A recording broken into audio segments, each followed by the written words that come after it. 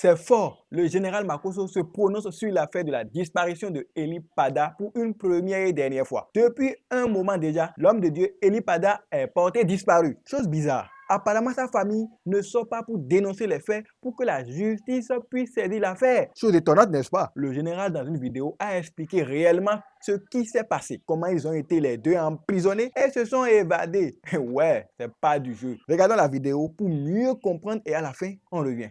Je vous assure, vous serez choqués. Voici la vidéo. Ah, oui, merci. La vidéo. Aujourd'hui, pour la première fois, je vais parler sur le dossier Eli Pada pour que le débat soit clos. J'aimerais qu'on puisse l'enregistrer. Eli Pada a fait la prison avec Camille Makosso. Makosso, pardon, faut garder, pardon. Garde un peu. Non. C'est trop tôt. C'est trop tôt. C'est trop tôt. Pardon, laisse-le parler, mon vieux. Laisse-le parler, s'il vous plaît. Il est venu pour ça. vas-y. Elle est choquée. Et il faut que les choqués, là, je puisse couper ça. C'est de ça qu'il s'agit. Vous vous avez jamais posé la question pourquoi ce sont les souris qui demandaient seulement où se trouve Eli Pada. Vous n'avez jamais posé la question. Eli Pada a fait la maca avec moi, Camille Makosso. Il a fait la prison. Son délit, c'est ça, je vais garder pour le moment. Et Eli Pada et moi, nous sommes sortis quand la maca a été cassée. Donc, moi, j'étais un évadé de prison. Eli Pada était aussi un évadé de prison. Donc, en temps normal, on doit nous répondre pour nous ramener en prison.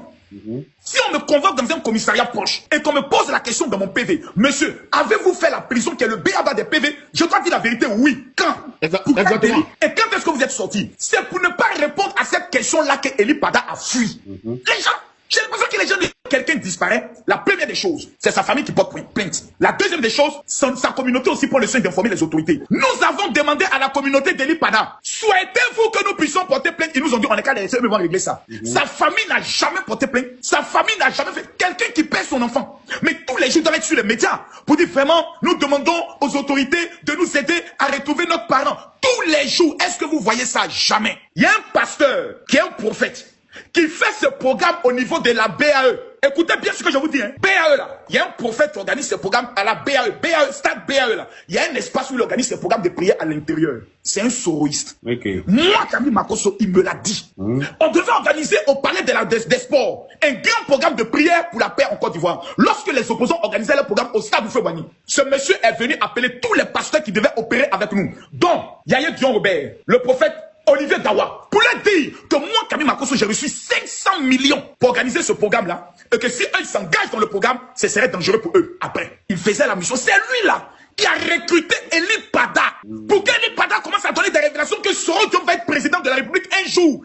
Ce que j'ai dit là, et qui va être gardé. Lorsque les messages, les confidences sont sortis, Eli Pada n'a jamais été convoqué pour être arrêté. Le commissaire qui a convoqué Eli Pada s'appelle le commissaire Ouattara. Eli Pada devait venir faire ce qu'on appelle sa fiche d'information que moi-même j'ai fait au renseignement généraux. Lorsque tu dis des déclarations, tu fais des déclarations, on ouvre une fiche pour qu'au cas où on demande c'est qui, comment on appelle ça, les services de renseignement qui ne sont pas un service répressif puissent donner l'information sur qui tu es. J'ai organisé une veillée de prière au niveau de l'hôtel communal de Cocody. Quelqu'un est allé dire au renseignement généraux que moi je dis que Ahmed Bakayoko est un franc-maçon qui veut diriger la Côte d'Ivoire. J'ai été appelé, interpellé, interrogé pendant 2 jours. On a réécouté tous mes messages lorsqu'on découvre que Makosso n'a jamais eu à dire cette parole. J'étais au niveau des renseignements généraux. Leur rôle là, c'est pas de terminer en prison, c'est de vérifier ton identité, qui tu es, est-ce que tu es dans la légalité. Mais pour ne pas répondre à cette question, Eli Pada a fui. Qui est le père spirituel d'Eli Pada? C'est un homme de Dieu qui est sorti sur les réseaux pour confirmer que Eli Pada actuellement est au Ghana qui sont en train de faire ces procédures pour entrer en Europe. Les gens se plaignent et se fâchent et s'excitent par rapport à quoi? Eh oui, vous avez bien entendu. Les internautes se demandent, mais comment c'est possible que des hommes de Dieu agissent ainsi? En tout cas, suivons jusqu'à la fin cette affaire, car ça reste du lourd qui arrive. Abonnez-vous et à bientôt.